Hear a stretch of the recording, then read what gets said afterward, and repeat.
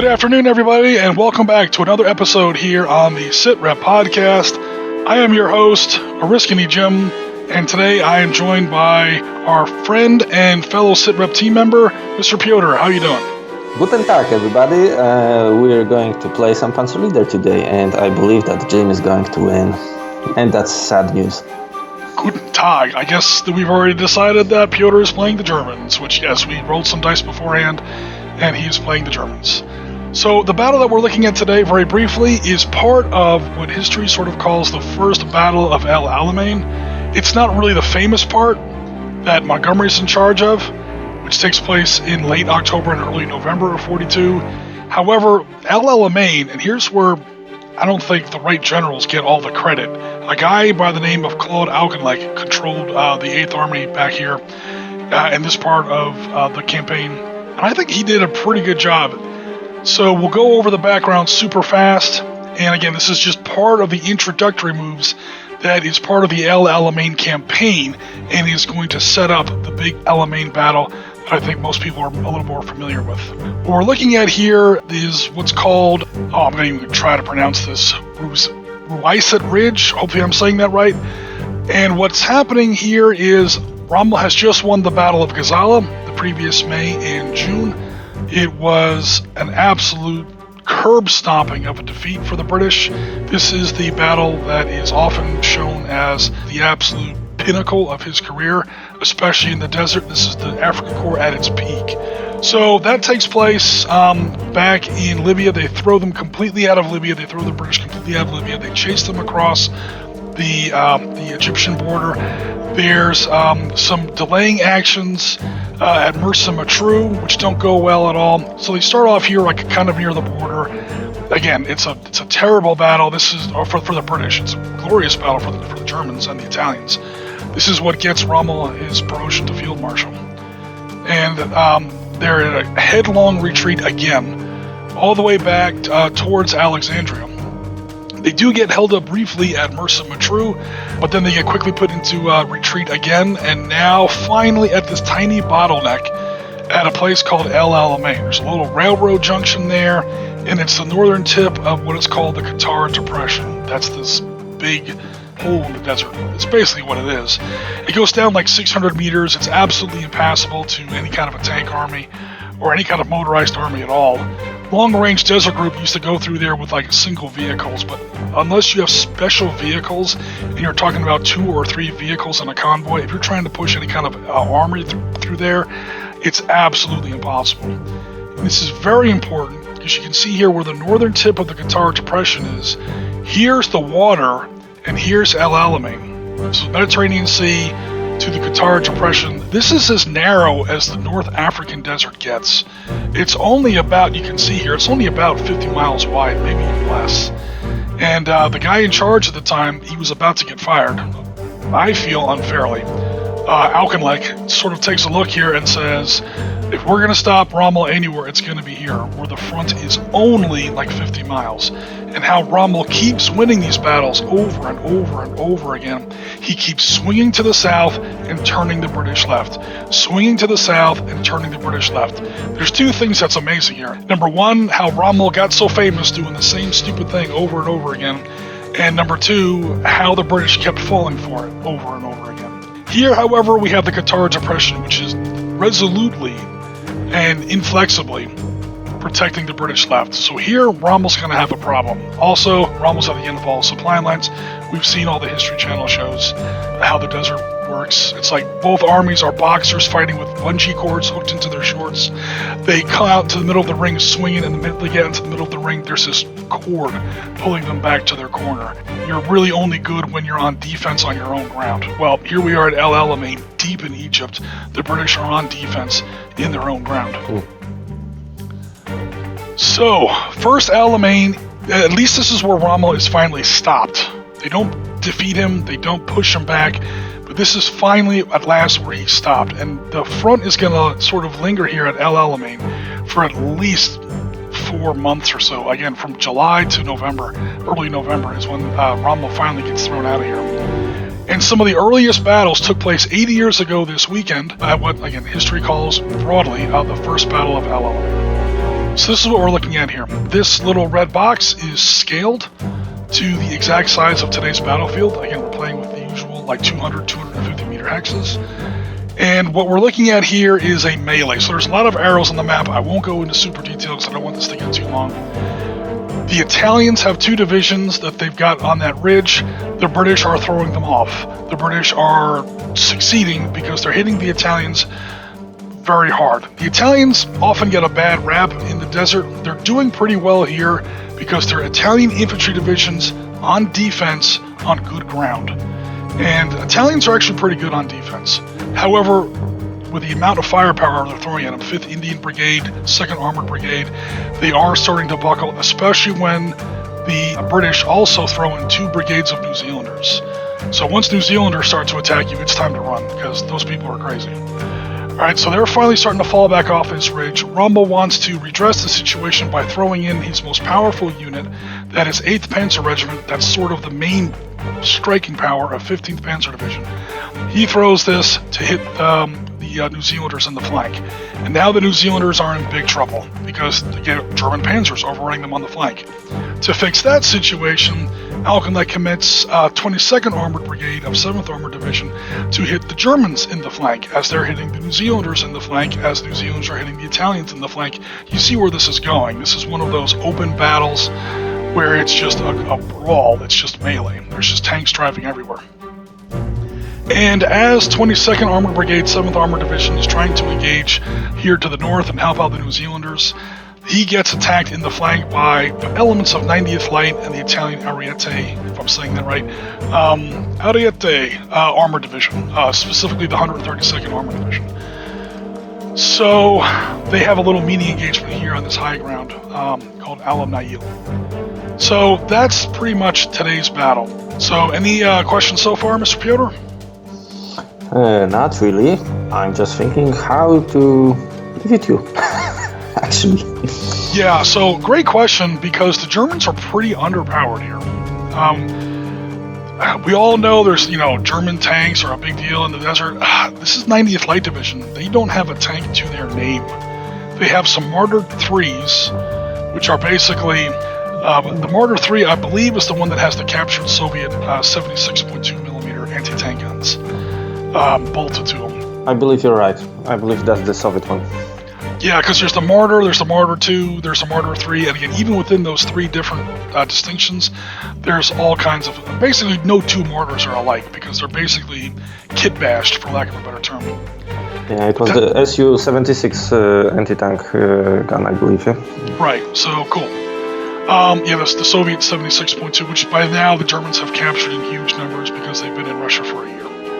And after that, it's just some pretty solid infantry, some light anti-tank guns, and that's about it. We do have quite a bit of Italian armor on the table, because again, Ariete Armored Division, this is probably the strongest ground unit in the Italian army, at least in North Africa. So they've got some M14s there. They're not that great, but when you don't have any other tanks, you have to use what you can use. Some auto blindas, the tank that can infamously drive just as fast forward as it does backward, and it has a gun on the back because they already know they're going to be running away. Yeah, that's useful. Yeah, especially in the desert where you can get attacked from any side. And the Semovente, which always sounds like I'm ordering something from Starbucks whenever I say it. Some kind of armored, I say armored, as you can see it's got a very poor defense factor. It's an open cabin, sort of a anti-tank gun, or I should say like a improvised tank destroyer. So nothing terribly heavy here. By contrast, I've put pretty much the leading edge of the 22nd Armored Brigade here. Historically, this German, or I should say Axis, this Axis probe into 8th Army's southern wing was resolutely turned back. However, the Germans and Italians did manage to slow down the British enough to where most of the 22nd Armored Brigade were not able to assist the New Zealanders like we were looking at before. And that becomes a bigger problem for the British later on. But here are the British. They've got the tanks of the day. The American M3 Honey, or the M3 Stuart, which they renamed the Honey. The Grant, which they slightly improved on. It's originally the M3 Lee. They took off that ridiculous commander's cupola on the top because that just made the tank easier to see and easier to hit. Not so hot is the Crusader. So the Crusader 2 is one of the worst tanks ever, especially when you put it in the desert. You'll notice it has an A- armor, weapons class. It cannot engage any soft targets at all. You can only engage armored targets. The Grant, by contrast, can engage both targets without a penalty. However, when it comes to the Crusader, it's got the 2-pounder gun. They only made solid shot for it, at least at this part of the war. To sort of redress that, there is one platoon, or one section, I should say, one troop of Crusader close support tanks with the small howitzer on there. Some Humvees. The Humber looks like a Humvee. A little. It sounds like it. Yeah, that's basically your commander. Don't lose him. Because then your morale potentially could drop by 1. Okay, so the Germans will move first. They will enter in from this gray bar here. That's them, again, as we see in the previous map, coming in from the south and southwest a little bit. And then the British are coming in from these 15 hexes of red up here to the north. And the usual rules will apply. We'll see who controls at least 3 objective hexes by the end of the game. Okay, folks, on these tiny little maps with these fast tanks, let me tell you something. It doesn't take long to get into the fisticuffs, get into the punch-up right off the bat. So we see here where Piotr has deployed all of his Germans and Italians. Piotr, did you want to say anything about your deployments?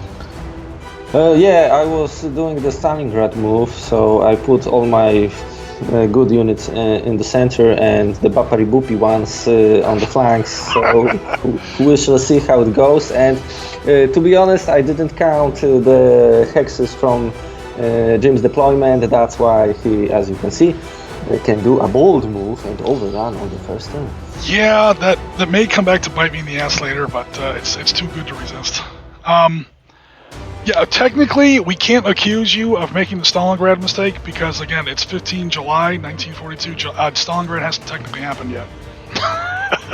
But yeah, the Germans are all massed together in the center, like a tack wedge here, which is going to be tough to break. And then his flanks are all held by Italians because that always goes well. All right, so using the very southern edge of my deployment area, my honeys, which have a movement rate of 12, 1. That's a dune. All these little yellow lines are dunes. So per Arab Israeli war rules, they block line of sight unless one or both units are adjacent to said dune line, but they don't affect movement at all. They're literally like 3 or 4 feet high over a scale of 500 meters. So 1, 2, 3, 4, 5, 6, 7, 8, 9, 10. I have now become adjacent to 2 enemy units with 2 movement points left, so I am eligible for overrun with my honeys, who are fast as hell. That's why the British call them honeys. They love these things, like literally, in an unchristian way. We'll see what happens. Let's speak some Cockney, biz and honey. We're gonna have some crumpets and tea. We're gonna come run over the damn Italians without American tanks. Thank you, Americans. Alright, so one small piece of bad news. There is a 47mm anti-tank gun ready to shoot. However, at least I am hull down because I'm right behind a dune. So I get a bonus for that. However, he is in range, so he gets the full 6 points. So I'm assuming you're taking opportunity fire with your 47mm anti-tank gun? Of course. Alright, let me, you're on the 1-to-1 table, 6 to 4. You do have to add 2 to the die roll because I am hull down. Per Arab Israeli war rules. Okay, we've got your dice tray on the table, ready to go. 1-to-1 odds. You have to add 2 to the die roll, unfortunately. That's sad. Bapari-Bupi, nothing happened. So 4 becomes a 6. A 4 would disperse on 1-to-1 with the Tactical Command Middle East tables for anyone who's watching this later. However, that does not, with my hull down shielding, that does protect me from the overrun. So I'm happy about that. But we did a lot of smoke. Yep. So that is opportunity fire. Super fast. Cool, so we know not to move or shoot him next turn. Okay, now the overruns take place. I'm going to put 5 versus 1, because that unit is still carrying Burst Nuclearity Infantry. 5 versus 1 becomes 6 to 1, Subtract 2 from the die roll. I have to literally roll an 8 not to kill him. So he's smoked. Kaboom, kaboom. And then same down here, except this is actually technically 10 to 1. Boom, he's also smoked. So that is a nice start for the British. Not gonna lie.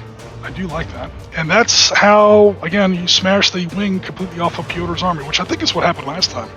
You have to remember this, yeah? I have to remember this because I lose so many games. Once in a while, I actually do win one. Again, I probably sent that's a third of my armored force. So I probably overcommitted. It just felt good. And I'm not going to get an opportunity to take out the bulk of an infantry company without even picking up a dice. So I had to take the opportunity. So one other small piece of movement I'm going to do. I'm probably spreading out in too many directions here. But again, I kind of have to do it. Alright, so I am crossing a wadi that cost me 2 points. 1, 2, 3, 4, 5, 6, 7, 8, 9. Alright, I can't overrun because you're in buildings. Also, I'm out of points. But did you want to take any opportunity? I don't think you do want to, because I can't shoot now. Nope, I don't want to. Okay, cool. Alright, so hopefully, I'm put all 3 there. Keep myself concentrated. Because who knows what he's going to do with his Model 41s. And his Semoventes! I really fear the Semovente. That's the boss of this battlefield right there. I love that. It's such a retarded looking vehicle, but... Semovente! All their assault guns and tank destroyers are called Semovente, so I don't speak Italian. I don't know what the word actually means, but whenever I say it, I feel like I'm ordering something from Starbucks. So, a little absurd. Right now, there's some actual mortars, some tanks, and I do have to watch out for... There's some anti-tank guns in here, so I gotta be careful. I think I'm gonna use the wadi to my advantage. 1, 2, 3, except he can hit me there. Alright, I'm gonna sit back here on this high ground.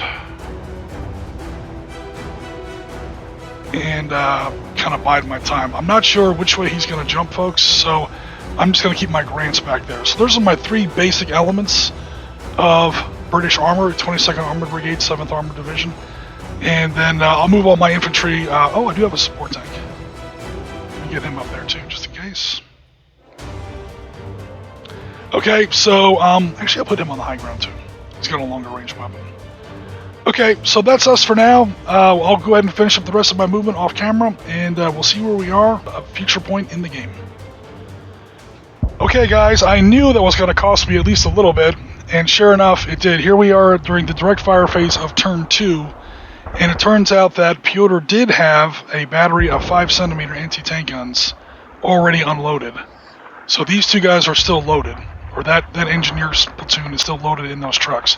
However, the Pak 38s are unloaded. They're within half range. 3 is technically half of 5 per the rules. They round up. 5 divided by 2 is 2.5. So it becomes 8.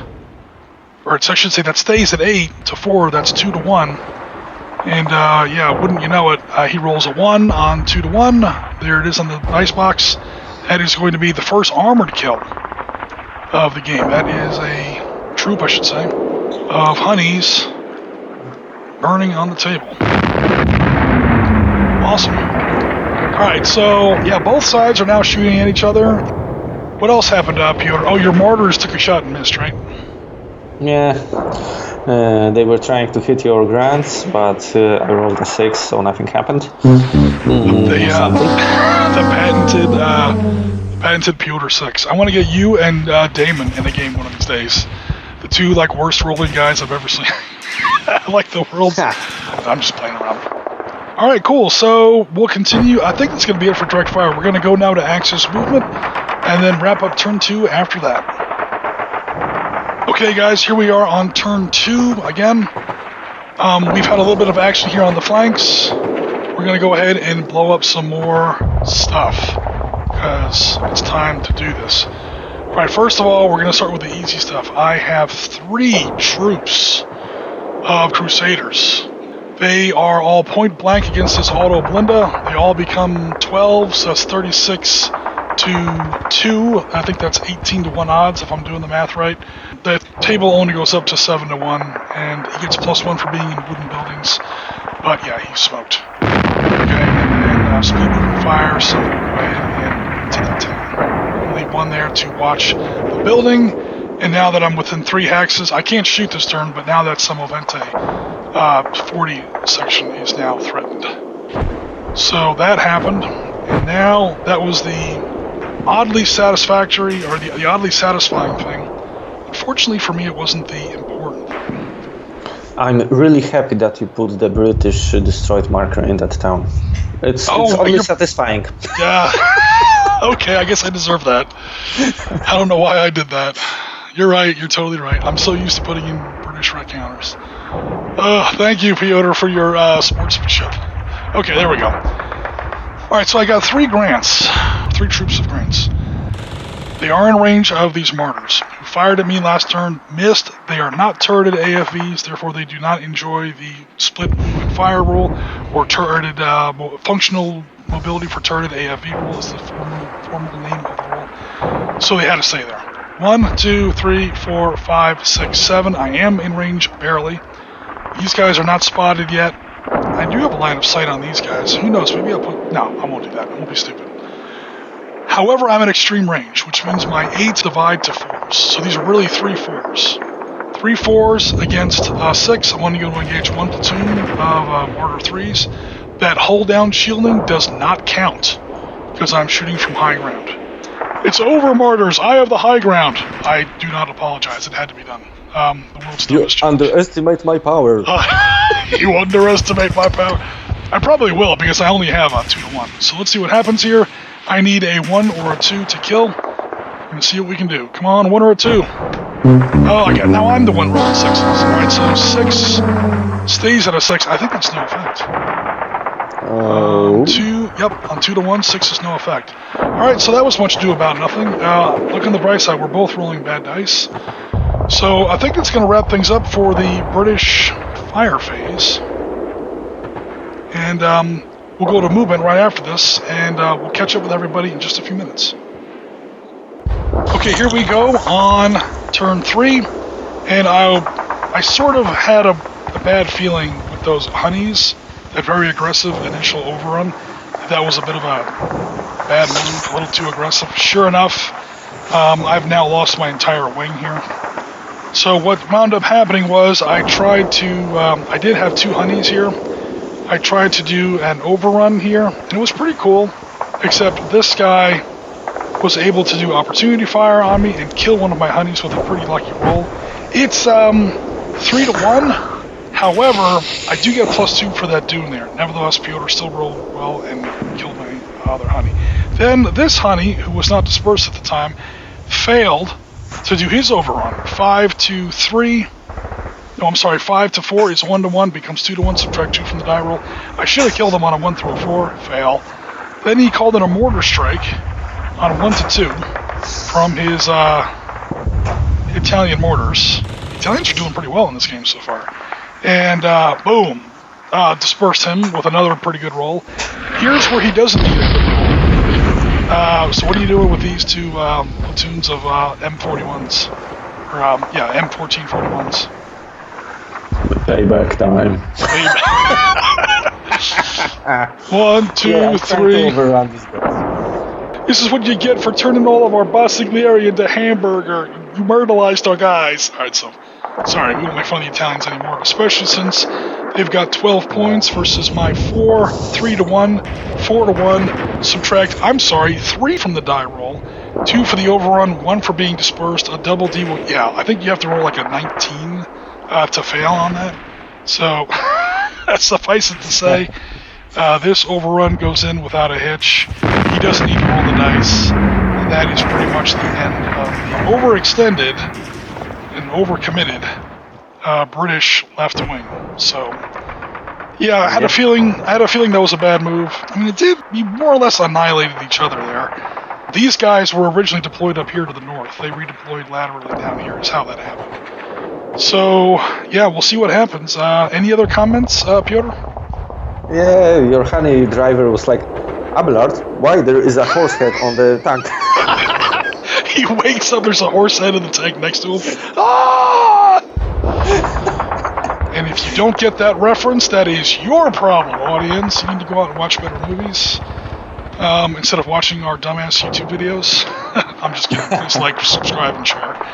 All right, cool. So the British are now going to get started. Well, there may be some more movement for the Germans on turn 3, Germans and Italians. They've done their fire phase.